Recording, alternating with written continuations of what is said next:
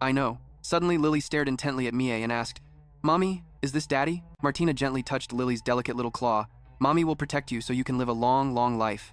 It finished this bottle so quickly. I will go prepare a new one, Mie reported to the princess. Playing with their children appeared in her mind. She teased, If you were a father, would your wife and daughter just walk all over you? Mie said, a bit embarrassed. You know perfectly well I've always been single. Then, he gave the holy beast a little wink. I'm not Daddy, I'm your mommy's servant, her slave. Your mommy's favorite thing to do is bully me. Hearing this, Lily exclaimed in surprise, Servant, slave, bully? Martina quickly covered the holy beast's ears and yelled, Stop teaching Lily such weird things. Mie then asked, Is the holy beast's name Lily? It happily introduced itself. I'm Lily. The princess told Lily, He has a name. It's Mie. From now on, call him Mie, got it? The holy beast beamed and happily called out, Mie. After playing for a while, Lily fell asleep, and Martina placed her in her small cradle. She asked Mie, Have you investigated the maid, Louis? He replied seriously, I have already investigated the backgrounds of all your servants. Why the sudden question? Martina glanced at Lily's milk bottle and replied, Because Louis isn't loyal to me. According to the system's information, my personal maid Louis, regarding the conditions of being a pillar of the empire or possessing a loyal heart, satisfies neither condition. I'm guessing that the one who poisoned Lily's egg in my past life was her. In this life, I guarded the egg so strictly that she had no opportunity to poison it. She was probably bribed by my brother, but if she passed the background check when she first became a maid, then why did she change her mind and decide to help my brother? Perhaps during this time, something happened to her. After analyzing the situation, Martina ordered Mie, investigate and find out what has happened to the maid Louis recently. I will personally manage Lily's food and water, he wondered. You suspect there's a problem with her? Can't we just dismiss her from her position? Martina replied, If I dismiss a maid without cause, won't my reputation just get worse? She rested her head on the side of the crib, gazing intently at the holy beast as she continued, If I want to win against my brother, I need to make sure Lily officially becomes the Empire's holy beast. I have to be a great mother. Meanwhile, in the kitchen, the milk bottle was being warmed in a pot of hot water. Louis picked up the bottle, opened it, and stared at the vial in her hand, gazing intently at the holy beast as she continued, If I want to win against my brother, I need to make sure Lily... Martina replied, If I dismiss a maid without cause, won't my reputation just get worse? She rested her head on the side of the crib, recalling the other person's threat in her mind. Do you want to test the villainess's limits? If Princess Martina finds out what you've done, gritting her teeth, she poured the potion into Lily's milk bottle, then brought it to the princess's room. Seeing Martina sitting and reading a book, Louis knelt on the floor, placed the milk bottle on the table, and said, Your Highness, the milk has been warmed. Martina replied, If I dismiss a maid without cause, won't my reputation just get worse? She rested her head on the side of the crib. The princess suddenly closed her book and called out in a cold voice, Louis, I need you for something. She froze, her expression instantly stiffening. The milk bottle was being warmed in a pot of hot water. Louis picked up the bottle, opened it, and stared at the vial in her hand. The princess suddenly closed her book and called out in a cold voice, Louis, I need you for something. She froze, her expression instantly stiffening. Louis knelt on the floor, placed the milk bottle on the table, and said, Your Highness, the milk has been warmed. How could I possibly drink something meant for the holy beast? Martina shot to her feet, grabbed her chin and demanded, Why won't you drink the milk you brought? Are you perhaps hiding something from me? The princess pushed the bottle right up to her mouth. Louis's face turned pale, but she remained silent. Martina snapped her fingers, and from outside the door, Mie entered, helping an elderly woman. The princess said to Louis, It's best to drink it within half an hour, so I will take my leave now. With that, Louis quickly left. As soon as Louis saw her, she cried out, Mom! Hearing her daughter's voice, the woman smiled and replied, Louis, they had the royal physician examine me, and they said my eyes can still be cured. Louis, it's all thanks to you serving Her Highness the Princess. If you won't talk, then I'll show you the evidence. Mom, Mie gently helped the old woman walk slowly, reminding her to be careful. Mom, that's wonderful. As long as you can recover, I'm willing to do anything. Martina then said casually, Your mother suddenly went blind, and your family fell into poverty. You stole my ring because you wanted money for your mother's treatment. Don't worry, I'll just deduct the cost of the ring from your salary next year. Hearing this, Louis couldn't hide her astonishment. Your Highness, do you mean you're still going to employ me? The princess held the milk bottle out to her. I'm also a mother. A girl who does something wrong for her mother's sake, I can respect that. You stole my ring because you wanted money for your mother's treatment. Don't worry, I'll just deduct the cost of the ring from your salary next year. Martina then said casually, Your mother suddenly went blind, and your family fell into poverty. Someone threatened me, wanting me to harm the holy beast. Your Highness, I will tell you everything. I was so wrong. The princess patted her shoulder and replied with a smile, I'll be waiting. For now, go take a walk with your mother. You two probably haven't seen each other in a long time. If you won't talk, then I'll show you the evidence. Mom, Mie gently helped the old woman walk slowly, reminding her to be careful. Mie spoke up, Your Highness, I'm still quite surprised. To think you wouldn't punish her directly, and even had me take care of her mother, it's truly not like you at all. Martina whipped around to face him and asked, Are you implying that before I was a cruel and tyrannical princess? He replied with a friendly smile. You must have misheard. I never said such a thing. And the princess pointed at his eyes. It's those sly eyes of yours that told me so. Then she smiled and said, I can do plenty more to surprise you. Just you wait and see. Mir watched Martina's retreating figure, thinking to himself that her personality was still the same. But why has her way of doing things changed so drastically? If it were the princess from before, she would have never given a traitor a second chance. If anyone dared to slight her, she would have made them kneel at her feet. Because of this personality, she made enemies with a lot of people. The nobles and the common people all called her a villainess, a witch, though she did have her cute moments, which only I knew about. She would have never given a traitor a second chance. If anyone dared to slight her, suddenly he became a bit suspicious. Did something happen to her that I don't know about? The news that two sacred beasts hatched at the same time had sent massive shockwaves through the Moran Empire. The guardian sacred beast of the Moran Empire has a very special method of reproduction. When the previous emperor passed away, his sacred beast would lay an egg, and this egg would be given to the heir of the empire. If the heir was legitimate, the sacred beast would successfully hatch, while an heir who failed to hatch the egg was always investigated and found to not be of the true royal bloodline and to be studying magic. Therefore, those who failed to hatch the egg would be convicted of a serious crime. The father of Martina and Miafield, the current emperor Gardner Moran, has been seriously ill for 2 years. His sacred beast laid 2 eggs, which means that both of the emperor's children are legitimate heirs. This is the first time this has ever happened in the empire's history. The Council of Nobles decided that whoever hatched their sacred beast first would gain the right of succession, but the sacred beasts hatched at the same time. The scene changes.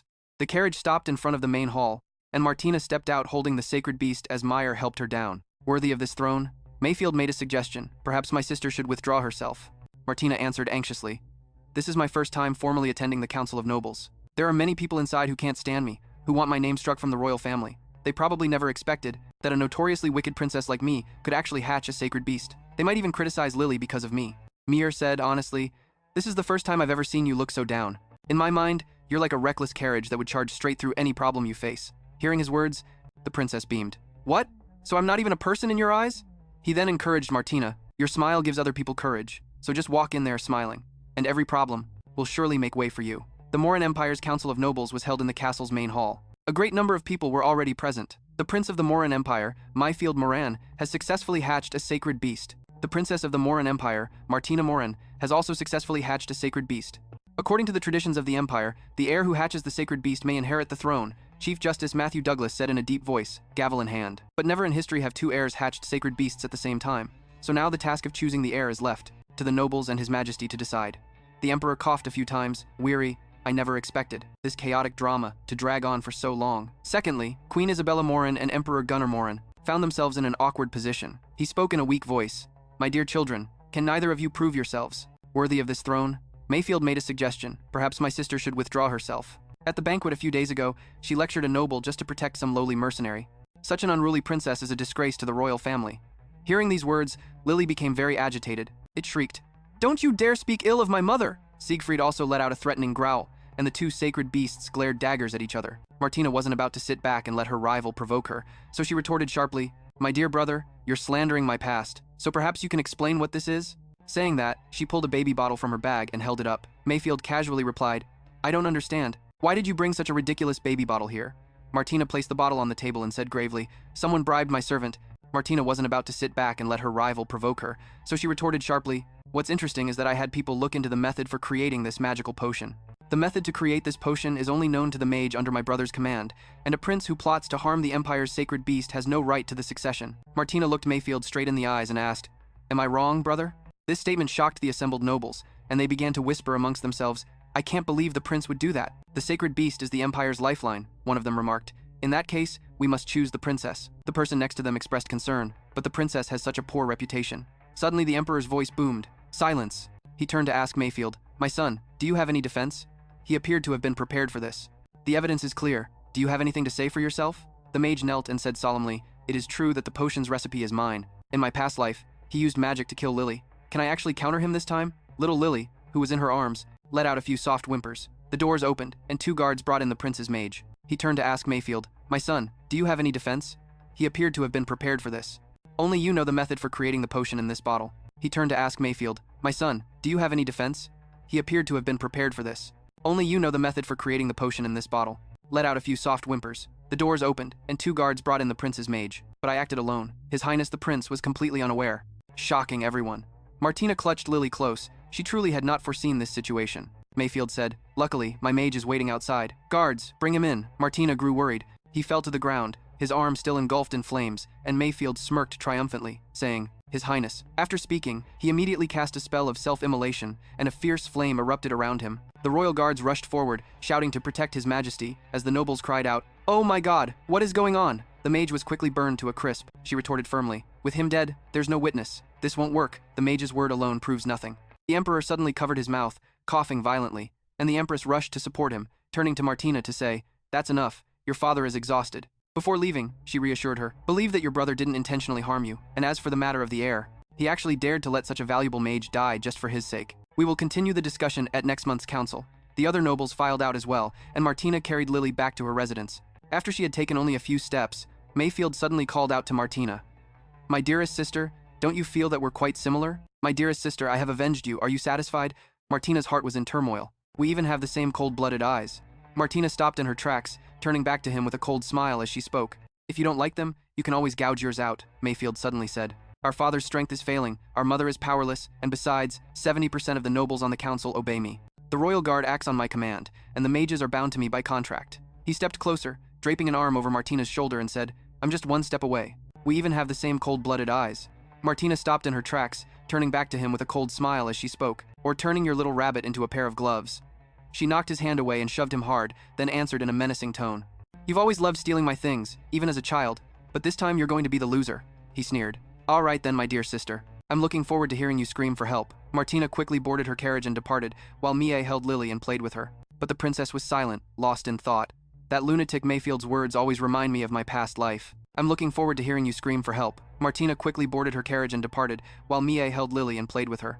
"I went through countless hardships to be reborn and protect Lily's life, so in this life, I absolutely refuse to repeat the same mistakes." Martina suddenly turned to Mia and said, "I want to, however, to repeat the same mistakes." Martina suddenly turned to Mia and said, "I want to, however." The sacred beast, seeing her cheerful expression, got very excited and whispered, "Mia said this would make mommy happy, so please don't be sad, mommy, okay?" Martina suddenly bowed her head, and Lily asked worriedly, "From becoming the most powerful person in this empire, and that step is in laying your eyes onto my throne," she said, her voice choked with emotion. "The truth is, I was terrified just now. I was afraid I couldn't protect you, afraid he would harm you and take you away from me." Martina picked Lily up. "But I'm not afraid anymore. Seeing your smile fills my heart with courage." She kissed the sacred beast on the forehead. "As long as you are with me, I can do anything." Lily replied innocently, "Mommy, I'll be by your side forever, so please don't cry." "Mommy, what's wrong?" The princess's hands suddenly clenched her dress, tears streaming down her face. Seeing the princess in a better mood, Mie felt a little relieved and thought to himself, "I can prove that you have the power to protect others." His memory flashed back to an evening 15 years ago in the royal dining hall, where the princess and the prince were dining. Mie walked in carrying a plate of desserts, and as he approached the princess, she turned to look at him and exclaimed. Seeing the princess in a better mood, Mie felt a little relieved and thought to himself, "Like the green grass in the garden." Miafield snickered, mocking Martina. "You'd actually use such a crude comparison. I guess your tutor must be an incompetent fool who can't even teach." Then, Mie remained silent for a moment. He bowed his head and said, "Thank you, your highness. I am deeply honored." Martina replied, "You may leave. Don't pay any mind to a mad dog." This comment annoyed Miafield, and after the meal, Mie brought water to the prince's room. He said respectfully, "Your highness the prince, the water you requested." Miafield picked up the glass, swirled it around, and then let it drop, shattering it to pieces with a crash. Mie immediately fell to his knees. "Your highness, are you injured?" The prince said shamelessly, "You lowly servant. Do you know how many servants could be bought for the price of the glass you just broke?" Mie mumbled, "Your highness, it wasn't me, it was clearly you."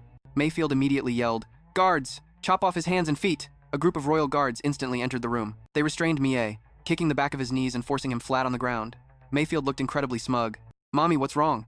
The princess's hands suddenly clenched her dress, tears streaming down her face. His arm lay limp on the floor, trembling uncontrollably. Suddenly, Martina burst through the door and yelled, "Let him go!"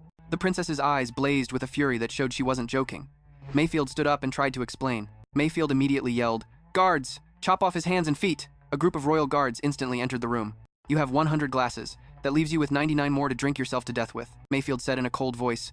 "Are you defying me for a lowly servant as worthless as a weed?" Martina answered nonchalantly, "Even if he's a worthless weed, he's the worthless weed that I've chosen." After saying that, she turned and walked in front of Mie. He stared at the tiny pair of shoes in front of him, then slowly looked up. Martina extended her hand towards him and asked in a loud voice, "Do you dare to become my servant, and mine alone? If you dare, then I will protect you." Mie weakly lifted his hand and grasped the princess's tightly. She led him to her room, muttering under her breath the whole time, "Sooner or later, I'm going to chop Miafield into 100 pieces and throw him in the latrine." With downcast eyes, Mie said in a tiny voice, "Your highness, thank you for saving me." Martina replied, "I just couldn't stand the sight of that mad dog I call a brother. Wait a moment, the doctor will come treat your hand. It'll still be usable in the future." He stammered, "Why, your highness, I want to repay your kindness." Hearing this, the princess was a bit confused. What could you possibly have to repay me with? You're just a servant. Just work for me from now on. Mia clutched his aching arm